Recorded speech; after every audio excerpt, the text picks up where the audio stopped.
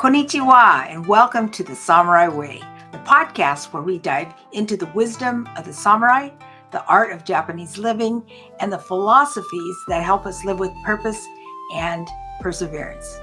I'm Lori Sagawa, and whether you're here to explore Bushido, the samurai, uncover the meaning of Ikigai, or just looking for a little extra gambaru, never give up spirit in your daily life, you're in the right place. So grab a cup of tea, get comfortable, and let's walk this path together. Are you ready? Let's begin. Well, I'm so glad to have my mentor, speaking mentor, and coach, Tara LaFon Gooch. And Tara is an international TEDx speaker, 2 times best-selling author, and CEO of Best Branding Solutions. She helps thought leaders elevate their brand, amplify their influence, and secure high impact opportunities. She's the host of Grasp Confidence, a top personal development podcast. Tara empowers leaders to build unshakable confidence, own their voice, and turn bold visions into reality. So we have Tara with us today. So welcome, Tara. Hey, thanks for having me, Lori. Well, great. I'm so thankful and happy that you're here today. Just wanted to introduce you to the world and to the people that I'm involved with. It's so important to have the confidence that you talk about and you teach and you actually practice for everyday life. It comes in not only with your professional speaking, it also will transcend all things. So, what I'd like to do is start off with one of your key points is confidence is built in adversity, not comfort. So we want to talk about that. Yeah, and I'm sure you relate to that, right? I don't recall a time in my life where I have felt more confident when I was sitting around, when I felt more confident when I was staying in my comfort zone, right? The comfort zone feels great, but it's not a place we live and grow from. So I think that's really important. This true, authentic confidence that I'm talking about is very much in line with the same philosophies that the samurai used, which I really think is powerful. And I developed, my method for building confidence before I met you, Lori. But as soon as I met you and heard about the samurai principles that you teach, I realized how in line they were. And Mhm. one of the reasons why they're so in line is because my method and what you teach both stem from a confidence, a sense of purpose that's built on a foundation that is, went through something. You went through something, you had some adversities in your life. But you didn't stay where you were. You rose up from that adversity. So I think that's really important. And I get asked this question a lot. I'm sure you do as well in your work. How do I build authentic confidence? I feel so down. I've been beaten up. I've gone through things, right? And we all have, and none of us are immune to it. But it's the getting of the back up that's really important here, right? Because I've gotten knocked down plenty in my life. It may be happening tomorrow. Who knows, right? The point of it is you don't stay down.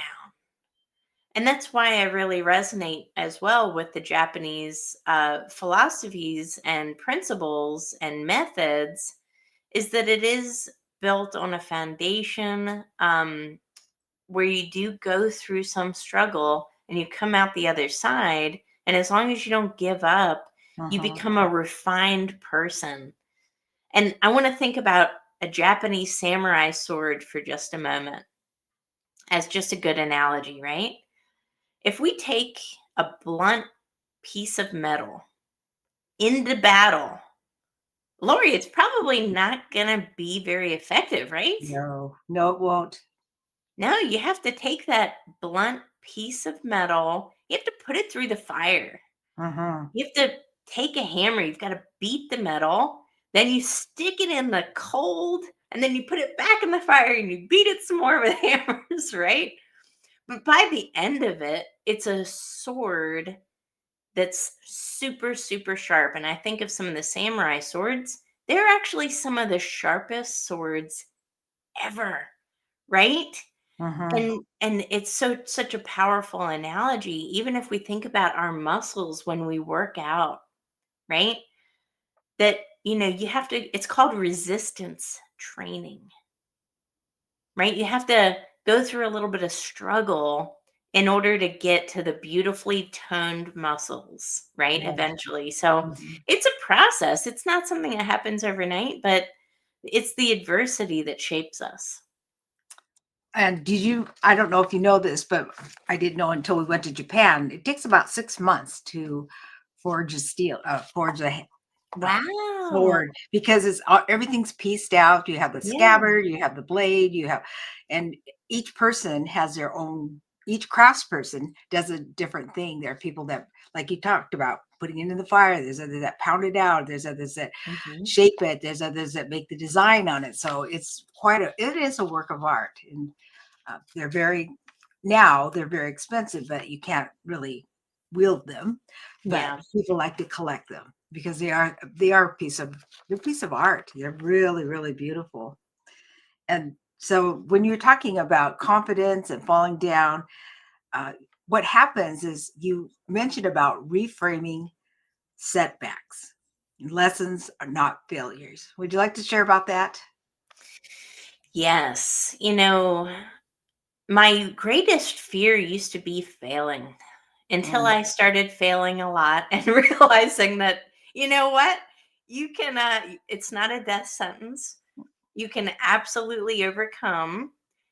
And my greatest fear used to be that it used to be judgment from other people. It used to be failing. It used to be ridicule. It used to be, I wonder if they're not going to like me anymore. That's no longer my fear. My fear now is just staying the same. And that builds confidence, right? And it's not something that happens overnight. Like you said, it may take months. But the good news is that the time horizon is actually surprisingly short if you stay consistent. mhm, And you stay consistent through that failure and you just don't give up. When you give up, there's something that will happen to you. You'll either go right back to where you were or you're going to digress and you're going to continue to seek that comfort zone. But if you don't give up and aren't if you embrace failure, right, which is again easier said than done, I'm not saying that's completely easy. But if you can learn how to embrace failure and reframe it like we're talking about, it turns any failure into just a perception. So I'll give mhm, you an example that I think that your listeners will really appreciate.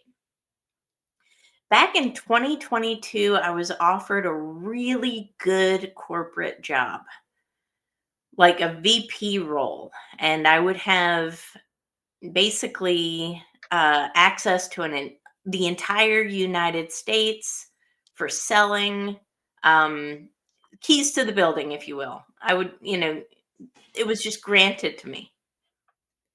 But I kept failing to secure residence in the state that it required me to be in. mm, At that time, the housing prices were going crazy. So this was 2022 ish, right? The housing prices were going insane. And as I was about to put an offer in for a house, the next day it would go up $25,000 and eventually it would be out of my ballpark. I thought I was a failure. I thought I've been given this job, this opportunity, such a great thing, but I can't seem to make a break. That was the best thing that has ever happened to me because Lori, if I would have gotten that job, I would not be on here with this podcast with you right now. I would not have written my book. I would not be a TEDx speaker. I would not be on podcast. I would be miserable, probably. We don't know for certain, right? But it wasn't in line with my purpose. So I would like to think I'd be miserable because it was not purposeful for me, right? So it was an example of a failure that I was devastated with at the time. But now looking back at it, if I wouldn't have failed, I wouldn't be where I am. So really, it's just a perception of a failure, and there is no such thing as failure if you keep going. That's true. And you think about the flexibility uh, with your position and your business. I would talk to you on the phone one time, and you're driving your little daughter home, and it's like you wouldn't have those moments, right? No, I've talked to you on the treadmill, I think. I've talked to you while I'm working out, right? Exactly. I wouldn't have had it. This is much more in line with my personal values, like you're talking about, Mhm. much more in line with what I really want and my version of success, which I Mhm. think is really important. There's a Japanese proverb says, "Fall 7 times, stand up 8." Yeah. You just keep going. And I share with people, some of the people here on the podcast may know that I'm a traumatic brain injury survivor. And had I quit back in, this is a long time ago, '05 and '07, especially after '07, I wouldn't be here today. I wouldn't have written a book. I wouldn't have been on TEDx stage. So things happen, and it wasn't a failure. It was kind of like a part of the learning curve. And it built character in me, never to give up.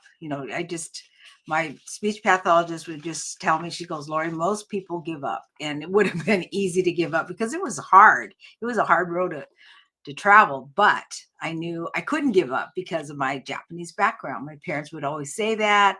They say, "No, you can't give up." And they just push it out into the field. Let's continue. Let's clean up the fields. Let's get going. And we couldn't quit until we finished whatever my mom and dad said we should do. So yeah, it's easy to give up, but if you do, you may regret it.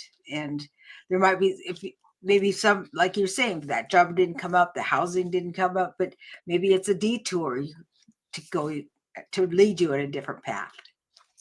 That's right. And I think, we have to be looking for that detour because it's really easy for us to wear blinders on and to only see the stumble in front of us and to not look around and see the opportunity. So I think that's really important as well. When you go through the trouble of personal development, self leadership, and in my case, practicing gratitude, it really does help reframe those past circumstances into what I like to call my ninja mindset moves. So, yeah, I do. I have a little ninja in my mind. So, anytime I feel like I'm failing, the trick I use, I'll share it with you guys. The trick I say is first off, thank you. And I acknowledge that if I would have not failed at this one thing, let's say, that the bigger thing that's just on the other side that I can't quite see yet, if I would have not failed at this one thing, that bigger thing, I wouldn't have time for. So the first thing I always like to say when I think I'm failing is thank you. I cannot wait to see the abundance that is already on its way to me. And it gives me a sense of accomplishment, even though I just failed at something, which is so huge. I encourage everybody to try that. You spoke about gratitude, and I know that that's one of the main things that you teach. Could you expound on that a bit? Yeah, it's one of my favorite subjects, of course. You know, Gratitude was not always something that I held on to in my life. It was something that I didn't appreciate until I was at a dark, dark moment. And maybe people are listening to this and saying, well, that's not right. Those seem opposite. It seems like gratitude is the light and this darkness is completely different than gratitude. But the analogy that I like to use is if we look up at the night sky and there was no darkness, would we be able to appreciate the stars? Mm-hmm. Right? We wouldn't even see them. So that darkness, coming from that place of darkness, at the time I was really struggling with depression, anxiety, really bad stuff. I didn't feel grateful for anything. Mm. I was very cynical, burnt out, just a miserable person to be around, completely different than what I am right now. But I knew I needed to change my life. And I started taking these one step at a time, right? Because that's all any of us can do is one step at a time. Nobody's expecting you to go from point A to point Z in one foul swoop, but it's one step at a time. And it was first for me was what can I be grateful for in my past?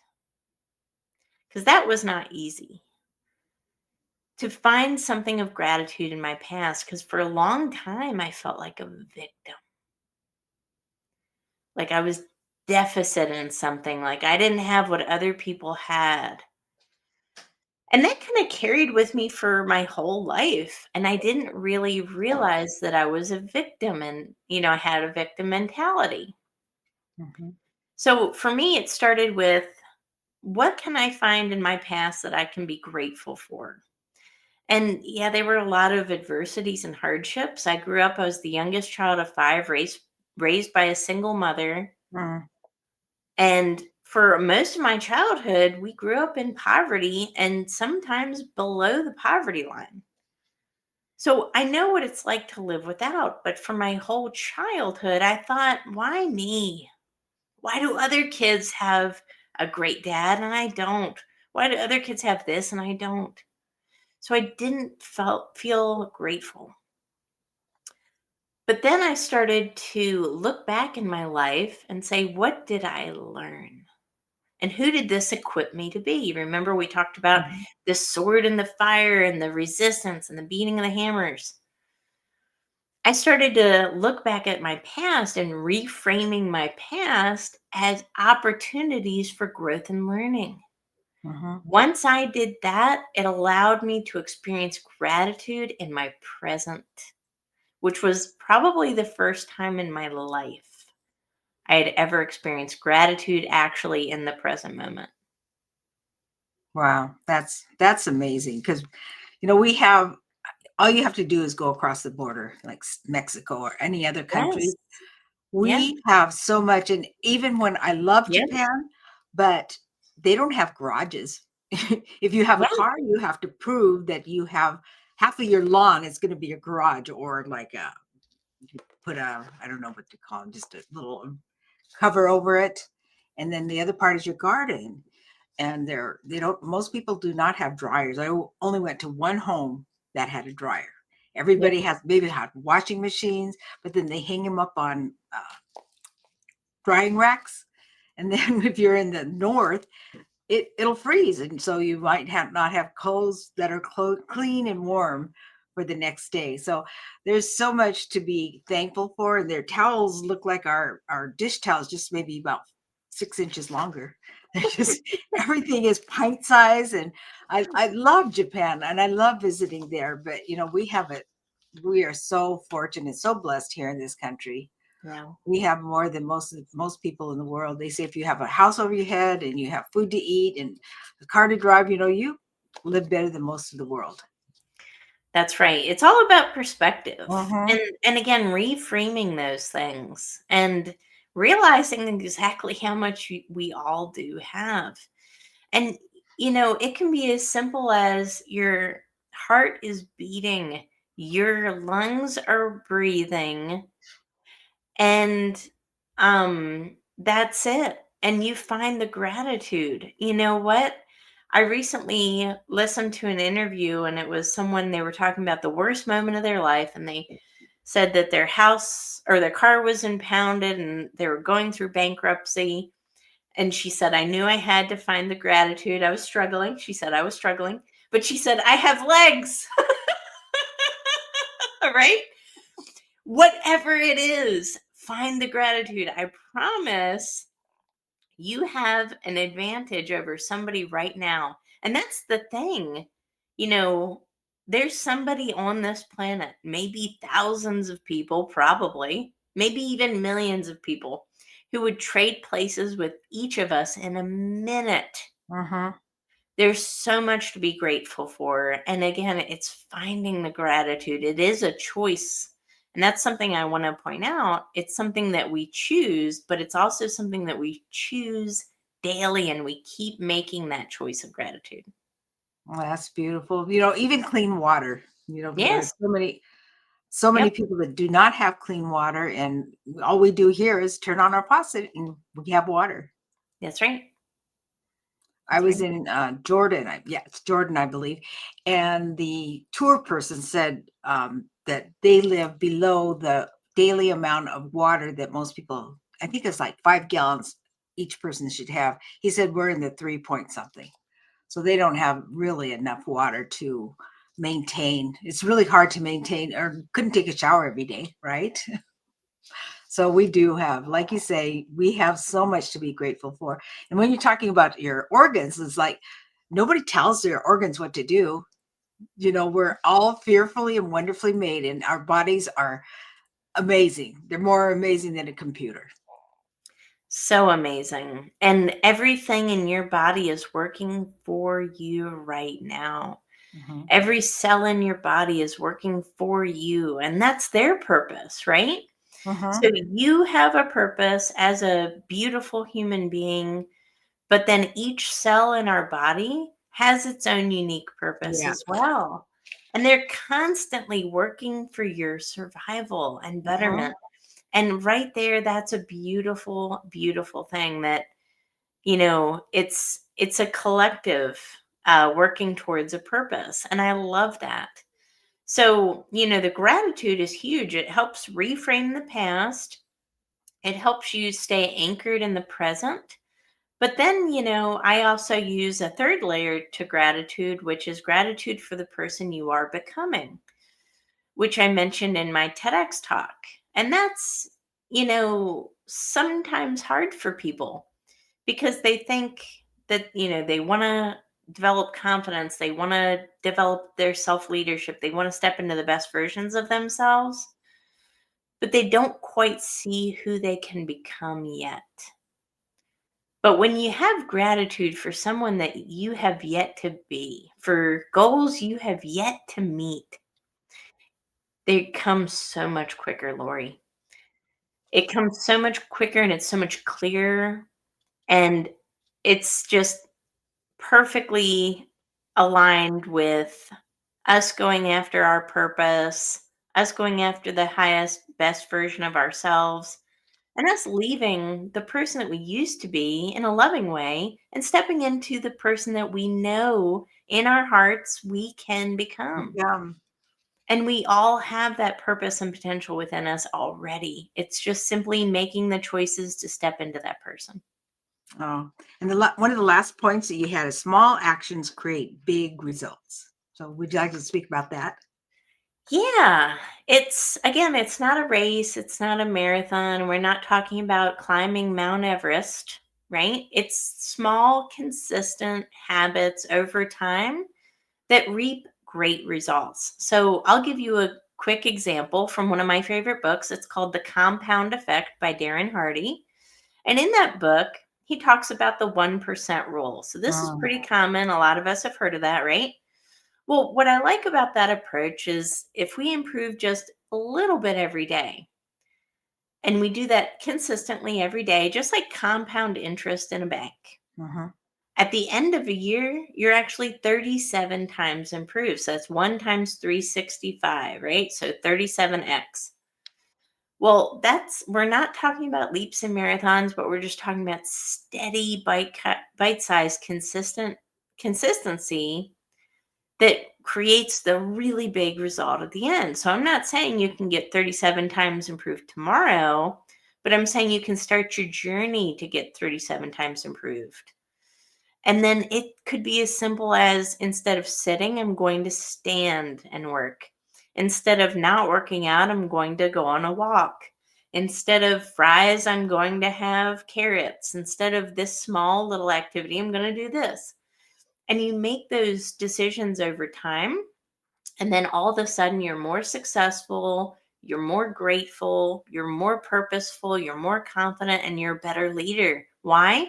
Because you're leading through inspired action, through positive change that not only you benefit from, but everybody around you benefits from, because they see that through your action, they can also do this and become a better person. And that's what it's all about. Yes, it's about improving our lives and becoming the best versions of ourselves. But what it's about too is the stewardship and leading others in a servant way and showing others what's possible for them, again, through our own inspired action. It reminds me of Kaizen, which I speak a little bit about. Constant improvement. It's just little by little by little. And the other thing I love about Kaizen is in a corporation, they gathered information from everybody, whether the janitor or the CEO. Everybody's input is important because the janitor probably sees something that the CEO wouldn't. So that's what and that makes people more, it makes more cohesive, that people feel more valued and appreciated if they say, oh, well, you're just the janitor, you just sweep floors. But no, everybody's important. Everybody is important. Everyone has inherent value. And everybody has a purpose. Mm-hmm. And everyone deserves to be confident. And, for people that say, oh, this, it'd be nice to be confident, but I'm not there yet. I want you to just consider, what would your life look like?